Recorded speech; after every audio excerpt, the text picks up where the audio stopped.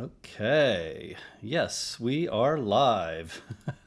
Sorry for the delay there, guys. Thanks for joining us today. We are continuing our topic on the perfect home selling process. Last episode, we chatted about um, not all offers are attractive and things to look for, concerns, issues to address, just kind of how to look through an offer, and ultimately the pitfalls of certain terms and conditions. And of course, pricing is a consideration. But in this particular episode, we want to delve a little deeper into um, the types of buyers, from traditional buyers to now kind of your newer instant buyers, your technology companies, as well as your investors, to give you some insight, some more insight than we went into last episode, and what to look for, why you would potentially entertain an investor purchase versus an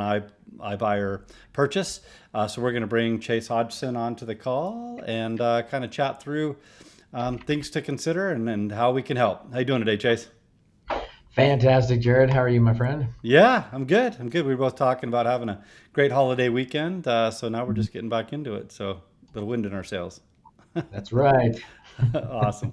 Awesome. Well, let's do just a couple of housekeeping items and we'll get into the meat of the conversation here. For those of you that I haven't met, my name is Jerod Lee. I'm the associate broker here at My Home Connection, also known as MHC Realty. I'm and team lead. Our sponsor for today is the perfect home selling process.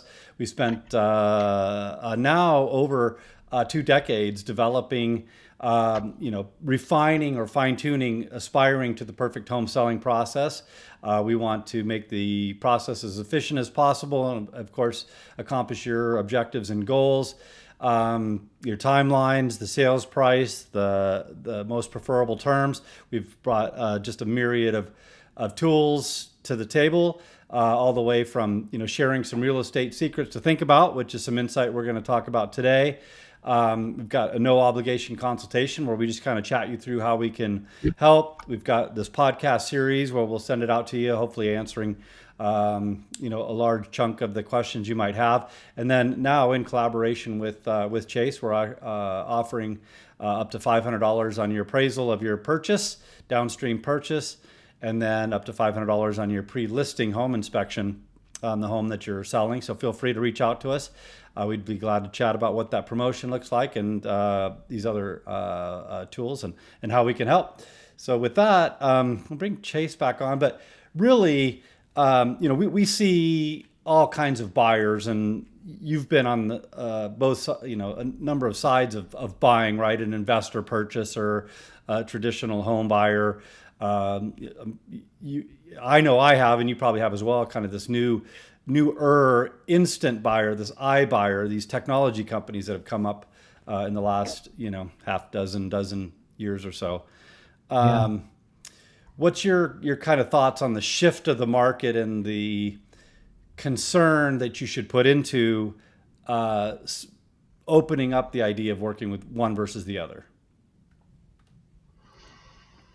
Oh, And I know I didn't give you any time to think about that one because I just kind of laid this one on it's you last minute. But I, I like it. I like it. It's interesting. I think there's a situation and opportunity for all. Um, I always get scared when there's not agents involved, right? When there's not somebody protecting the client. So that's always the first thing that comes to mind. Because as we've said a bazillion times on this, you don't know what you don't know, and there's a lot of legalities around real estate. There's From the investor side, there's opportunity there, depending on what situation you're in. hmm Usually those, a lot of those are set up to favor the investor. You know yeah, what I mean? Like yep, they have a buy box and a financial situation that they want to fill. And I do some of that myself. We've talked about that, doing the flips or purchasing investment properties, whether it's a wrap loan or a seller carry. Those are usually set up to benefit the investor, right? Because they for it to work for them, they can only do so much. yeah, Um, I'm not as experienced with the iBuyers as you are, but I've from the experience I've had, there seems to be a number of problems for my sellers that I've dealt with. It's just as you know, I don't know. It always goes back to that protection thing, and somebody that's there to watch out for their interests. Yeah. I appreciate that. Guys, we did not at all really talk about this episode, so I threw this right at Chase.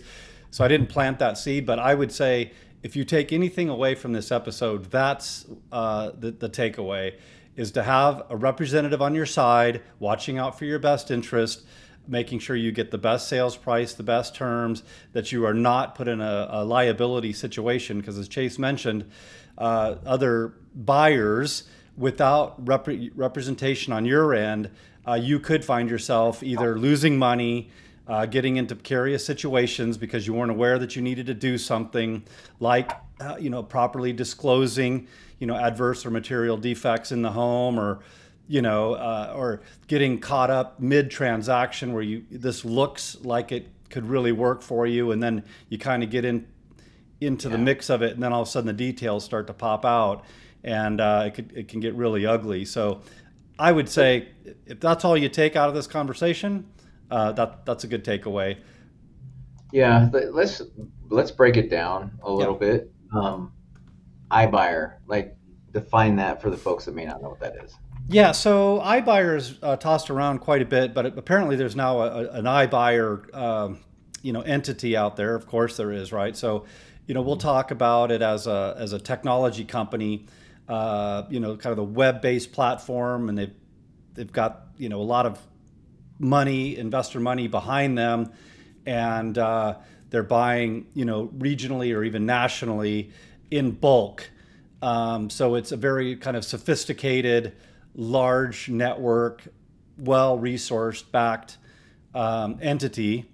Again, fairly new in the grand scheme of things. I mean, as you can imagine, once something can be monetized at a high level, and once there's a lot of equity, because we've seen a lot of appreciation over the years, they find ways to buy and obviously sell real estate. So it's kind of more that the big entity buyer. Okay. And, as far as the investors go, there's a bunch of different ways that can happen. I know, I know folks that get lists of people that are behind in payments, pre-foreclosure, all those different situations. They can determine how much equity is in your home, what you owe, right? From lists from title companies or, whatever that may be. But then they can evaluate that situation, right? And I don't want to beat that up, because there's a purpose there, right? Like we've talked to some clients in the past that really could benefit somebody that can give them some cash to get out of their situation, right? And when they're behind, like, there's those situations where that's that can be beneficial. But the bigger the entity, the more risk, right? The bigger the investor entity, the more risk typically there is for the seller not getting a fair deal. Yeah, and it's just so everybody knows, there are, and I'm intentionally not tossing around names other than the one I kind of had to reference, because if you look it up, that name exists. But I don't want to throw out a bunch of names for a number of reasons. But really, what you've got to consider is that they all can seem similar on its face, but once you get into the details, they can be drastically different. So we're going to generalize it, in this situation. But I would say, I don't know about most of them, but certainly some of them will allow you to have representation, agent representation in the purchase. So if you're going to go that route, and we can talk about the benefits, and we might as well do that now. We'll skip the traditional buyer just a little bit here, but to your point, I call it a convenience tax. If let's say you really need to sell your house in a hurry, or you just really can't have a lot of people coming through your house because somebody in the house or multiple people have illnesses, or the condition of the home just isn't something you can bring up to speed to sell to a VA buyer or an FHA buyer, or it's just really distressed. those are the types of homes, an instant buyer, would be attracted to, because there's some opportunity for them. Because you got to remember, their objective is to make money. Right. Versus you contrast it with a traditional buyer, their objective is to buy a home. Right. And yes, every buyer would like a deal, but you're probably never going to find an iBuyer or an investor that's going to buy it super close to fair market value, because it's contrary to their objectives, because their objective is to make money. Yeah, absolutely. So I looked at one. I talked to a gentleman the other day, right, to increase my portfolio, and he's wanting his credit's not great, but he found an opportunity for a seller carry on a new property, on a larger small acreage property, and that's what they wanted to go to, but he wasn't like ready to buy it. That gentleman selling was willing to do a seller carry. They need to get out of their house and they need some cash for the down payment.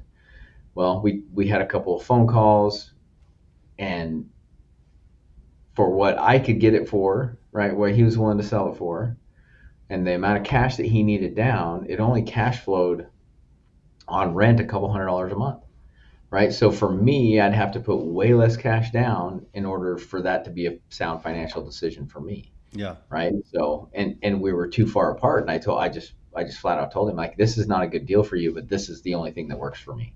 Yeah. Right. So those two don't always meet. So, but knowing that if you want to do something quick, or if you're in the need to do something quick, you're going to have to give up. So you need to know how much you're willing to give up in order to get that deal done. And again, that discussion with an agent, like, okay, we need to sell quick, but how quick do we need to sell, and how much are you giving up of your equity or whatever it is to get out of that situation? Yeah, and that's one thing I've always really respected about you. We've talked about enough, investor opportunities, and I've even, we've been on conversations together where you're open and honest, like, hey, what I'm going to need to do from an investor perspective, because everybody's got their thresholds, right? What do they got to get in? How are they going to get into the property? How are they going to get out of the property? What's their strategy? Is it mid, short, or long term? And the beauty of having an agent is, we can talk you through. If you've got an investor with a long-term strategy, you're more interested in the appreciation of the property, not so much the initial buy, versus a flip that's got to do it, right away. Be aggressive on the purchase, got to buy it right, got to put, preferably as little as you can to put it back on the market and sell it. You got to cut pretty deep in the initial purchase price, versus, hey, I can buy it a little closer to fair market. And then, I'm just going to rent it out over time. So I'm riding the appreciation wave. Far different offer from you as an investor than in those two scenarios. The other one I want to bring up real quick too, just because I don't want it to escape my mind, but is, one of the big concerns is some investors will do what they call a wrap, which, just so you know, my brokerage won't even allow us to do them. So if you get that, that social media scroll that says, I want to buy your house, or you're on that website to say, we buy houses or whatever, and they start talking about, well, you're gonna keep your loan, and we're gonna give you some money, and then we're gonna pay, make your mortgage payment for you. Run, for you as the seller, there's very little upside. You might get some cash up front, but then you're still on the hook for that mortgage payment over time, and trying to buy a home later. And I mean, there's just all manner of things can get really squirrely there. Yeah, they're a little different. It's a little bit of I guess it could be a little bit of a gray area. I've seen them work out really well for folks that are in dire need. And ultimately what the wrap does is it allows, it basically doesn't trigger, it allows the, I don't know how to say this, but it doesn't trigger the due on sale clause. Well, it could, right? it can. There's that possibility. Yeah, depending on your loan, and you would know Yeah, and the more. risk is really on the buyer for that, because then they have to figure it out, right? They have to refinance it, or they have to sell the property, or do whatever. But yeah, that's the whole idea behind a wrap is that it stays in the seller's name, so it doesn't trigger the due on sale. And right now, you hear a lot about them because interest rates were lower a couple years ago, Yeah, and right now, especially in our area, it's much harder to get investment properties to cash flow. yeah, yeah. And so if that rate stays lower, it makes the property pencil better. And I Yep. say run. And again, I hate to ever poo-poo anything out of the gates, but the details that you would need to get into to determine what if your lender is going to have an issue with this. Because if they have an issue with it and they found out that wrap, we're using the kind of nickname for it in the industry, Yeah. but then they all of a sudden say, hey, go look at your paperwork, your docs, and it specifically states, this is what you can do and this is what you can't do, and now you've done something you're not allowed to do, and every bit of that note is due, and everybody's scrambling to figure out how to hold this thing together or untangle it, however you got to go about it. Yeah.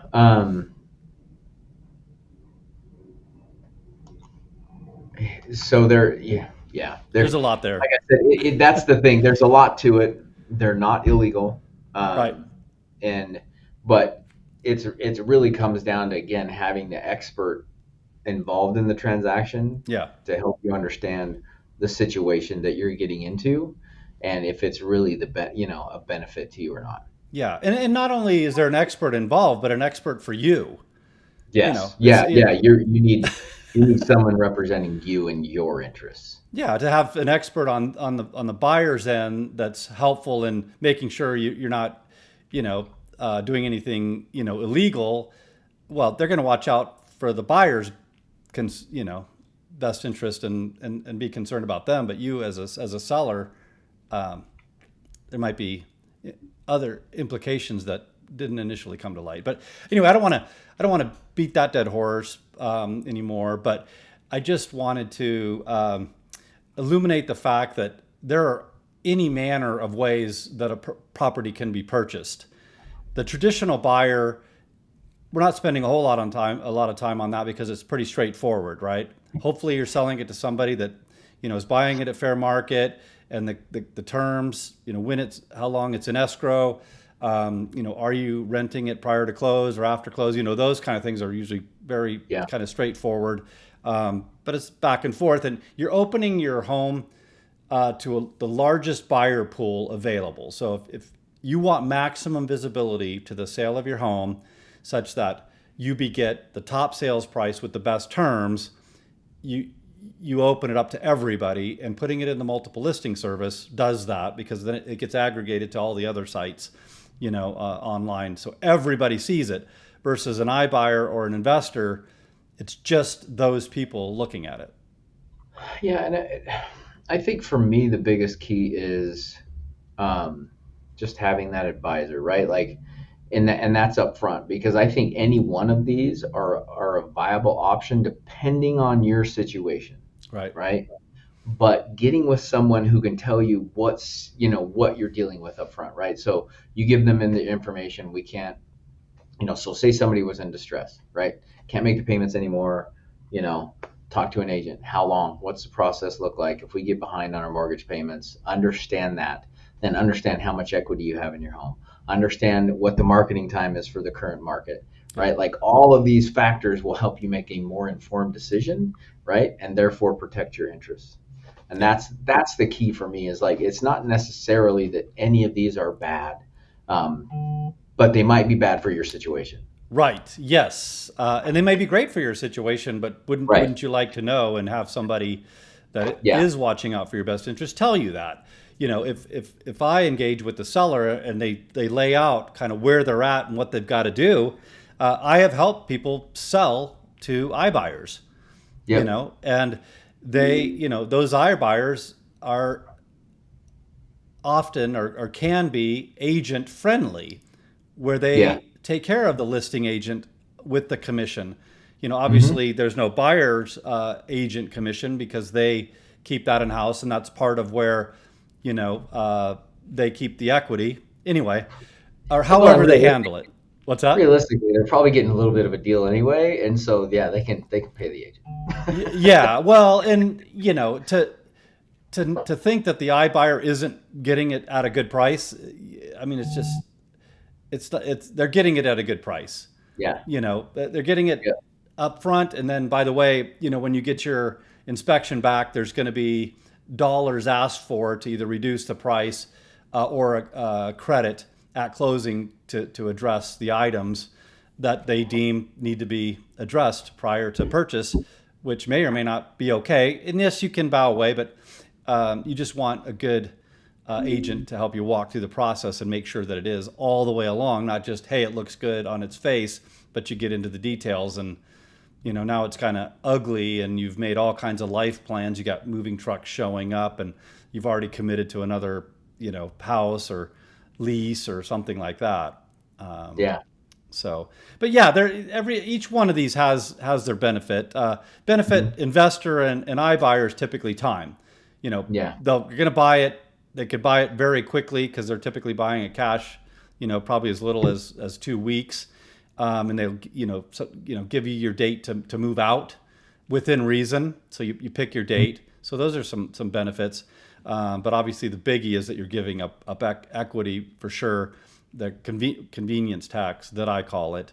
Um, yeah. Which really is what it is, right? Like, and yeah, there they could give you time, right? Just rent back or stay in the house. Like, you can still negotiate a lot of things in your benefit. yeah, Um, but again, why not have that person to do all that for you, right, to help you. yeah. Yeah. So, I mean, we've got a hard stop today, and I didn't want this to be a long, drawn out one. Obviously, the slides here was fairly short, but I kind of just wanted to give everybody a little bit more detail that we talked about in the last episode, where we kind of just went through what things to take into consideration when you get an offer. And we briefly touched on the different types of buyers, and I just wanted to kind of delve a little more deeply into it. So that you get viewers get some idea of what we're looking for and how best to help you. And that, by the way, we can often help you more than you would think. Yeah, Investors would love to not have an agent involved because then obviously there's more equity to be had and the property yeah, pencils a little better. Um, but I would say that's probably a pretty unique situation. And I've uh, suggested to some sellers that, hey, that's probably your best path to go down, yeah, and I'm okay with that. yep. You know, I'll say it like Yeah, it and if is. you're with the right person, that's the advice you're going to get, right? Yeah, Like, oh, this is a good deal. You don't need me. Like, if you've heard me say it, I've heard you say it. So if you're with somebody that's really looking out for your interest, then they're really going to look out for your interest, even if it costs them money. yeah, yep. So again, just to kind of wrap things up, if you're going to sell your house, don't get overwhelmed with all of the options. Am I going to put it on the market? Am I going to talk to an agent? Am I going to go research iBuyers? Am I going to talk to investors? Just know that certainly my office, my team, we're going to just lay it all straight in that no obligation conversation. Say, here's the reasons why you would do one over the other. Let's factor in where you're at and talk about which one would benefit you the best, and then you can go pursue that. That free conversation just cost you a little bit of time. Yeah, And then if we can help put them together, like I said, there's certain iBuyers that are agent friendly, and we'll reach out to them. We'll get the ball rolling and make sure all the I's are dotted, T's are crossed, and things go along, the way that the iBuyer, proposed that it should. So, well, and I mean, ultimately, as the buyer or seller, it's your decision, mhm. right? Like, whether if they don't want an agent representing them, the iBuyer doesn't want an agent, the investor doesn't want an agent involved, or whatever, then typically to me, that's a red flag, right? Like, okay, so you don't want me to have somebody protecting my interest, right? So maybe that's something to walk away from. But ultimately, you get to decide who represents you, not them. Yeah, yeah, absolutely. And just and I've said this before, not a lot, but I think it bears repeating here. And That is, my objective is to offset my commission as a listing agent.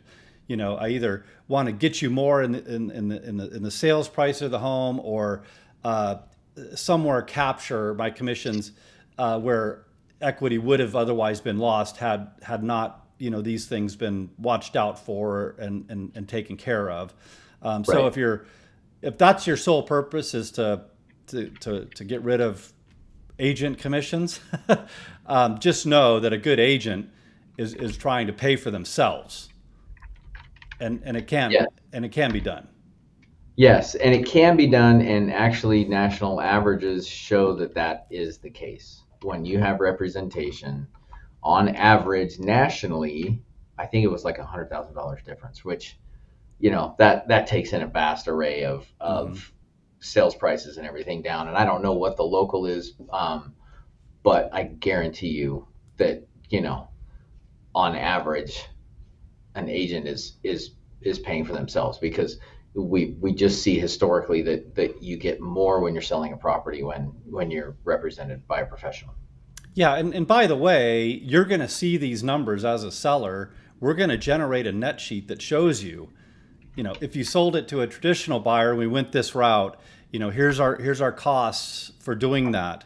And then, hey, theoretically, if we were to pull in an investor, they're going to need to buy it, X percentage below market value. And these are the convenience tax items, and that may be worth a lot to you. And then, Hmm. by the way, here's your net sheet. So here's the delta between what you got as working with an agent. Here's the delta, versus what you sold it to an investor, and that convenience tax might be totally worth it to you.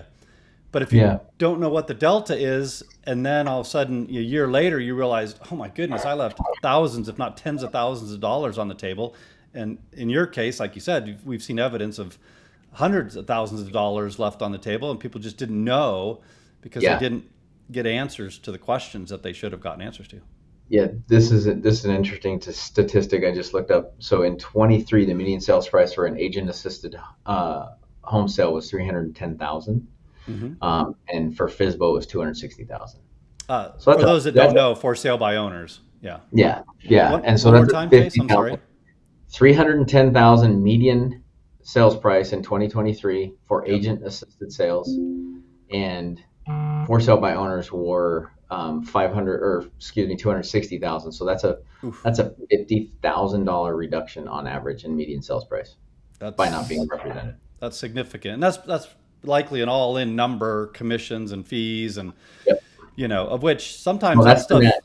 That's a net number. Yeah, net number. So Yeah. it might seem like it's okay up front, but then there's all these costs that aren't factored in. Versus us as an agent, our net sheet's going to break all that down for you and Yep. give you an apples to apples comparison. And anyway, we could go down a lot of different rabbit holes here, but again, we're here to help you accomplish your goals and objectives, as if it was us selling our own property, or a family member, selling their property. So we're just gonna, watch out for your best interest and lay it all out there for you.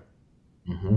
So anyway, well, thanks for jumping on this brief episode here, Chase, and kind of talking through it. I'm hopeful that our viewers, listeners, got a lot of value out of it. And if you've got questions, feel free to reach out to us, and we'd glad to see how or if we can help.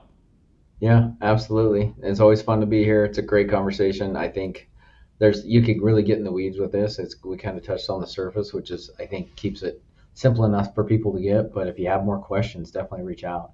Yeah. But always, I feel like I talk about this every week, but you always got to protect yourself, having an agent involved in what you're doing. Yeah, Right. yeah. Well, and in a lender too, because there are things you might think, hey, I can't bring this home up to condition, that I need to sell it. And on the lender side, you've got options that we can bring to bear to maybe get them some cash to to rehab the property a little bit, to get more out of it. Or we've got some really great subs that will get paid at closing. So they'll Yep. go in and do the work. So now we've opened up your buyer pool a lot. So there's all kinds of options that might not immediately be obvious.